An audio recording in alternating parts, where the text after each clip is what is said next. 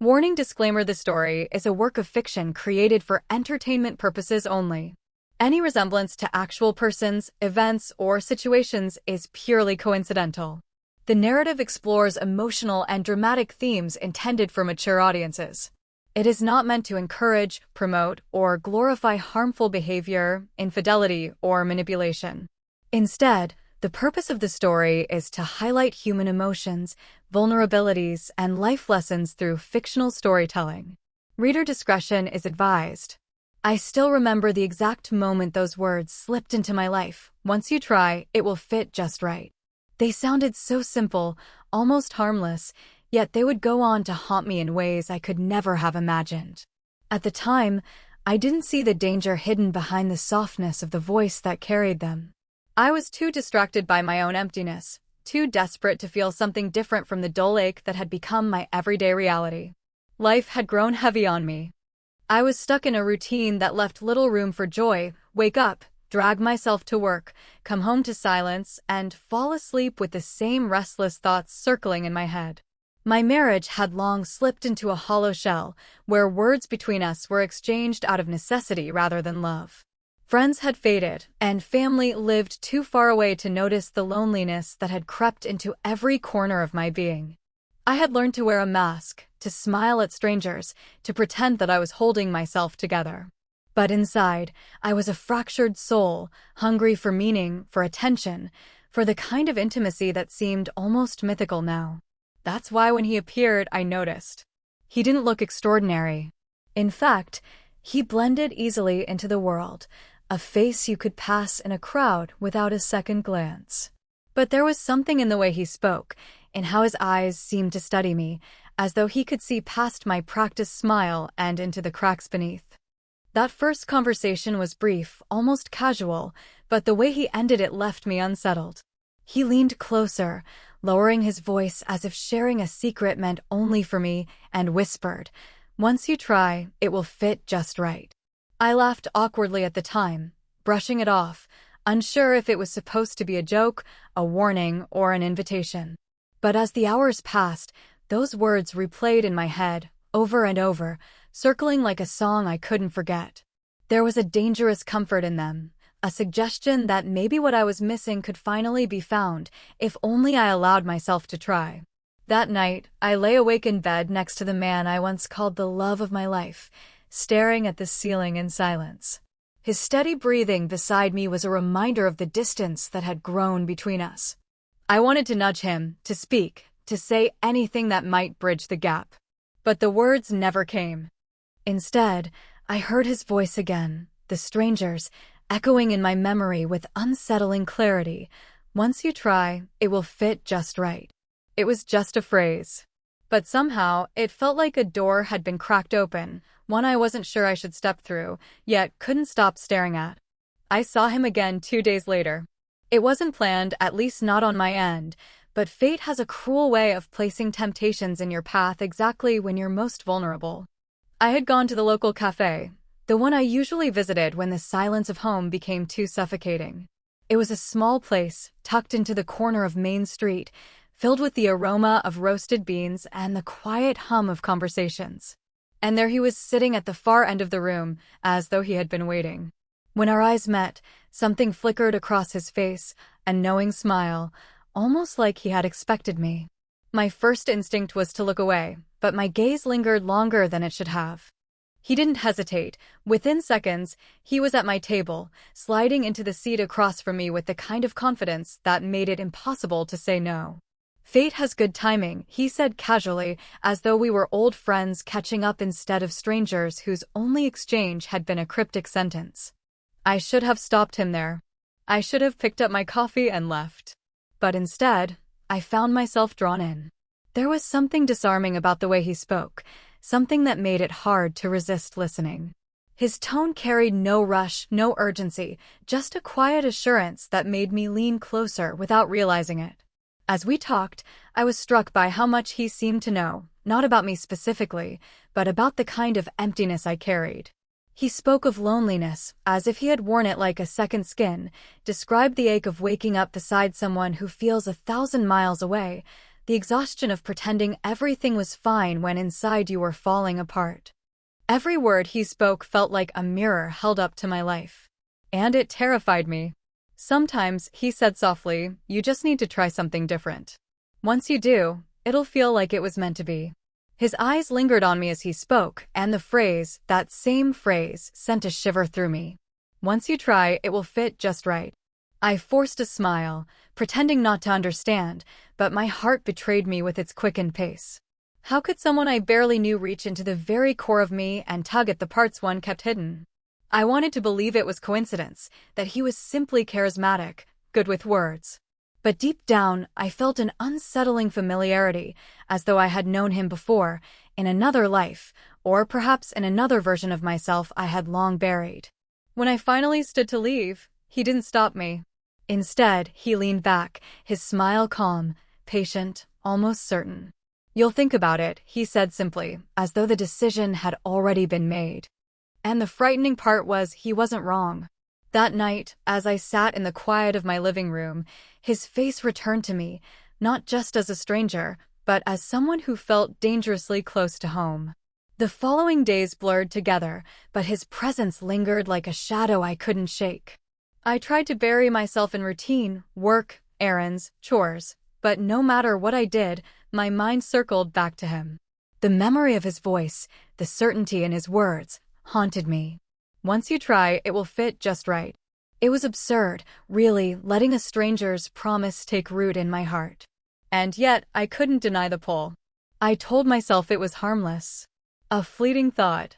A silly distraction from the monotony of my life. But even as I tried to convince myself, I knew the truth. He had awakened something inside me, a restless hunger I had long tried to suppress. It wasn't just about him. It was about what he represented. Possibility. Escape. The chance to feel alive again. At night, lying in the stillness beside my husband, I felt the ache of everything I had lost. The love that once burned brightly between us had faded into a quiet coexistence. We weren't enemies, but we weren't lovers either. We were simply there. Two people sharing the same roof but living entirely separate lives. I had tried to fix it once, date nights, counseling, conversations, but over time, I had stopped trying. And that was the most dangerous part. The silence had become normal. That's why his words pierced me so deeply. They weren't just a temptation. They were a reminder that I was still human, still capable of wanting, still capable of needing. I found myself daydreaming at work, my pen frozen mid-sentence as I imagined what trying would mean. What if he was right? What if there was something out there waiting for me, something that actually fit? One evening, as I folded laundry in the dim light of my bedroom, my phone buzzed. A message. My hands trembled as I picked it up. It was him. You don't have to decide now. Just know it'll be worth it when you do. Simple, direct, almost gentle. But it sent a rush of heat through me that left me breathless. How had he gotten my number? A part of me panicked, wanted to delete the message, to block the number, to erase the temptation before it consumed me. But another part, stronger, bolder, more reckless, couldn't resist reading it over and over. I didn't reply. Not that night. But his words carved themselves into my thoughts. They whispered to me when I stood at the sink washing dishes, when I waited in line at the grocery store, when I stared at my reflection in the mirror, wondering who I had become. The temptation was no longer subtle. It had become a living, breathing thing inside me. I could feel it growing, pressing against the boundaries of my resolve. I told myself I was strong enough to resist, that I wouldn't cross that line. But deep down, I already knew I was standing at the edge. And all it would take was one step. It happened on a night I least expected. I wasn't looking for him, not really, but maybe, deep down, I had left the door open for it to happen. I had stayed late at work, the kind of late that had nothing to do with deadlines and everything to do with avoiding the quiet house waiting for me. By the time I walked out, the sky had turned dark, the streets lit only by the dull glow of street lamps. And there he was, leaning casually against his car at the corner of the parking lot, as though he knew exactly when I'd step outside. My breath caught, my first instinct telling me to turn around, to pretend I hadn't seen him. But my feet betrayed me. They slowed, hesitated, and finally carried me toward him. "You look tired," he said softly, his eyes tracing my face with unsettling familiarity. "Let me take you somewhere. Just for a little while. You deserve it." I should have refused. Every rational part of me screamed that I was walking into something dangerous, something I couldn't undo. But instead of listening, I nodded. My heart pounded as I slid into the passenger seat, the silence between us thick with anticipation. He didn't take me far, just a quiet diner outside town, nearly empty at that hour. We sat in a booth tucked away in the corner, drinking coffee neither of us really wanted. But it wasn't about the coffee. It was about the way he leaned in close, the way his words wrapped around me like a secret I had been starving to hear. "You've been waiting for something," he murmured. "Something that feels right. Don't be afraid of it. Once you try, it'll fit just right." The words fell between us again, heavy and intimate, but this time I didn't laugh them off. I didn't shy away. Instead, I let myself imagine what it would mean to surrender to them. My wedding ring felt heavier on my finger than it ever had before, pressing into my skin like a reminder of the vow I was about to betray. When he reached across the table, his fingers brushing mine, I didn't pull away. The touch was electric, soft yet dangerous, awakening something inside me I thought had long died. My chest rose and fell in quick, shallow breaths, my body betraying the storm inside me. Later, when he drove me back to my car, the world felt suspended, every second stretched thin with tension. He parked and turned to me, his gaze holding mine with a quiet intensity. I knew what was coming before it happened. And still, I didn't stop it. When his lips touched mine, the line shattered. It was brief, almost tender, but it was enough. Enough to undo years of silence, enough to spark a fire I couldn't put out. I pulled back, my heart racing, guilt flooding me instantly, but underneath the guilt was something darker. Relief. I had crossed the line. And there was no going back. At first, everything felt intoxicating. The kiss lingered in my memory like a forbidden song I couldn't stop humming. The days that followed were filled with a dizzying rush, secret messages, stolen glances, the quiet thrill of knowing I had unlocked something dangerous and alive. For a while, I convinced myself this was what I had been missing all along, that he was right, it fit just right. But illusions have a way of cracking when you look too closely. It started small. A note of impatience in his voice when I hesitated to meet him. The way his smile faltered if I pulled my hand back too quickly. He had promised ease, comfort, something that would fit. Yet, beneath that promise, there was pressure, subtle but undeniable. Every time I tried to slow down, he nudged me further, as if testing how much of myself I was willing to give away. One evening, he showed up unannounced.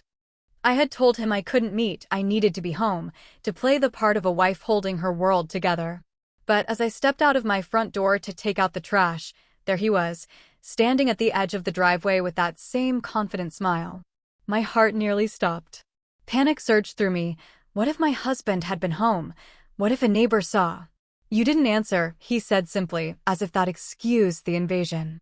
"I thought maybe you changed your mind." His presence, once thrilling, now felt intrusive. My chest tightened as I forced a laugh, trying to cover my fear. But even as I did, I realized something terrifying. This wasn't just a game I could step away from.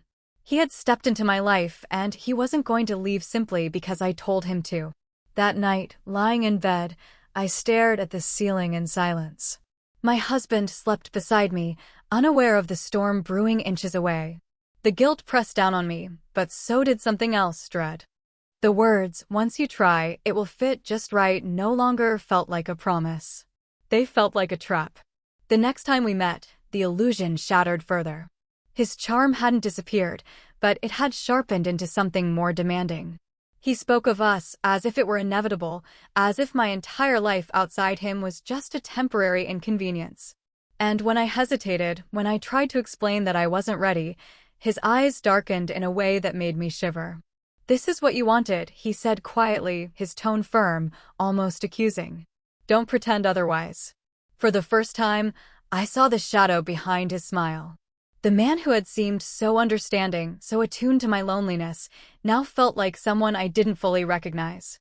And yet, I was entangled. I had crossed the line, and reality was beginning to show its teeth.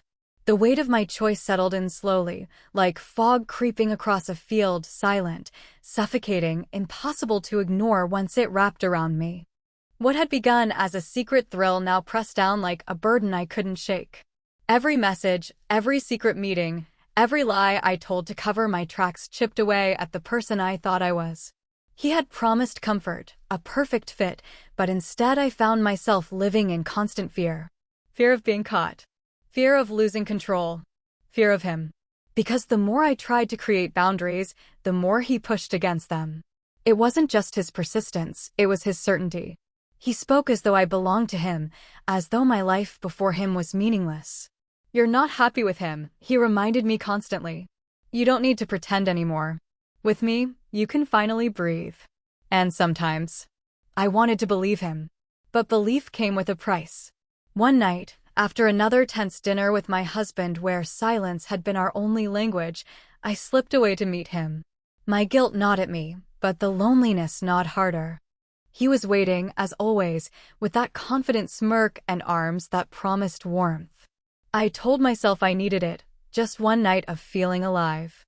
But when I pulled away hours later, the reality hit harder than ever. I came home to find my husband awake, sitting at the kitchen table with a cold cup of coffee in front of him. His eyes lifted slowly, meeting mine, and in that moment, I saw suspicion. He didn't ask questions, not directly, but his silence spoke volumes. My chest burned with shame. I had traded honesty for secrecy, love for betrayal, and for what? A promise that was already unraveling. The price only grew heavier. I became paranoid, jumping at every phone notification, terrified he would call or text at the wrong moment. I lied to friends, avoided family, isolated myself in order to protect the web of secrets tightening around me. The freedom he had promised was nowhere to be found. Instead, I was a prisoner, trapped between two lives that no longer fit. Worse still, he began to change.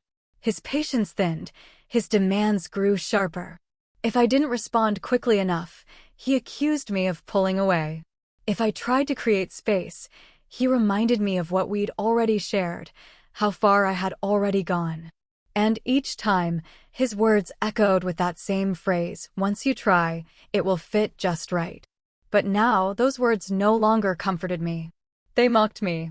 They were the chains around my wrists, binding me to a decision I could never undo. The price of believing wasn't just guilt, it was the slow unraveling of everything I once knew as safe. And though I wanted to escape, I couldn't see a way out without destroying myself completely. By the time the leaves began to turn outside my window, I barely recognized the person staring back at me in the mirror. My skin carried the exhaustion of sleepless nights, my eyes held the weight of secrets, and my heart felt like it was trapped in a vice. The promise that had once sounded like salvation now echoed like a curse I couldn't escape. He had become relentless. Calls in the middle of the night, unexpected appearances at places he shouldn't know I was going, subtle threats wrapped in the softness of his voice. You can't just walk away, he told me one evening when I tried to end things. His smile was steady, but his grip on my wrist was not. We fit too perfectly to throw this away. I wanted to scream, to run, to erase every step that had led me to this place. But fear kept me frozen. Fear of him, fear of exposure, fear of losing the life I had built, even if it was crumbling already. I lived in a state of constant tension, waiting for the moment everything would collapse. And then, one night, it nearly did. My husband found a message I had forgotten to delete. Just a few words, but enough, I need you tonight. His face when he looked at me, the betrayal in his eyes, was something I will never forget. He didn't shout. He didn't throw anything. He just asked one question, his voice trembling. Who is he? The world spun, my throat tightened, and for a moment, I couldn't breathe.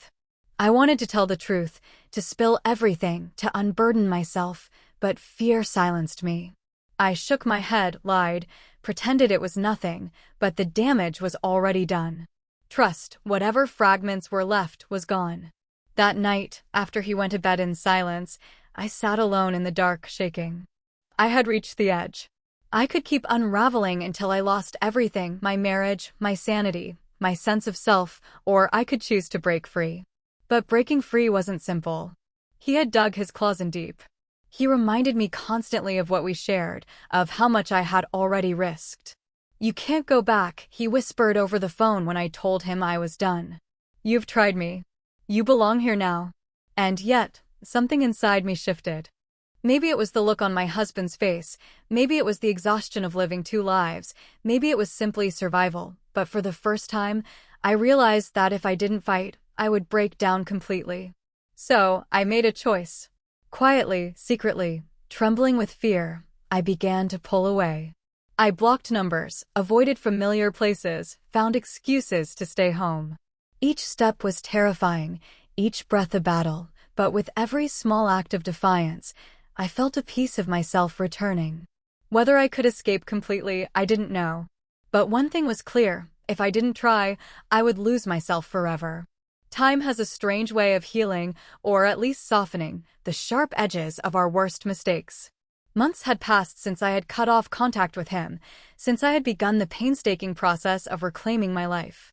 I still felt the echoes of that promise: once you try, it will fit just right. But now it carried a bitter irony rather than temptation. The first few weeks after breaking free were the hardest. I oscillated between relief and panic, guilt and defiance. Every small decision felt monumental. Should I answer the phone? Should I go out? Should I explain to anyone what had happened? I often cried alone, thinking about the trust one had shattered, the innocence I had lost, and the fragile pieces of my heart I was still trying to salvage. But slowly, life began to regain shape. My marriage, though scarred, started to heal with honest conversations, therapy, and small gestures of trust rebuilt day by day. I learned that love could survive mistakes, but only if I faced the consequences rather than running from them. I also learned about boundaries, about saying no, and about recognizing the allure of promises that sound too good to be true. And as for him, he became a memory I would never forget. Not because I mourned him, but because he reminded me of the parts of myself I had neglected, the vulnerabilities that almost led me astray. He had offered a shortcut, a false comfort, and I had almost believed it. But life rarely fits so neatly. Sometimes what fits comes with a cost you are not willing to pay. I now look back and understand the true meaning of that promise. It wasn't about something physically fitting or emotionally aligning. It was about temptation, desire, and the seductive power of what seems effortless. The lesson wasn't in trying. It was in learning the boundaries of your own heart and the strength it takes to reclaim yourself when you've strayed too far. I am stronger now, wiser, more aware of the ways loneliness and longing can cloud judgment. I can see the warning signs in myself and others, and I can choose integrity over temptation. Life is imperfect, but in its imperfection, there is freedom. That night, as I sat quietly on my porch, the wind rustling through the trees, I whispered to myself, finally free from the spell. It didn't fit. And that's okay. The promise that had once lured me into shadows now serves as a reminder: sometimes, what seems perfect is anything but. And sometimes, the courage to walk away is the only path to truly finding where you belong. 5.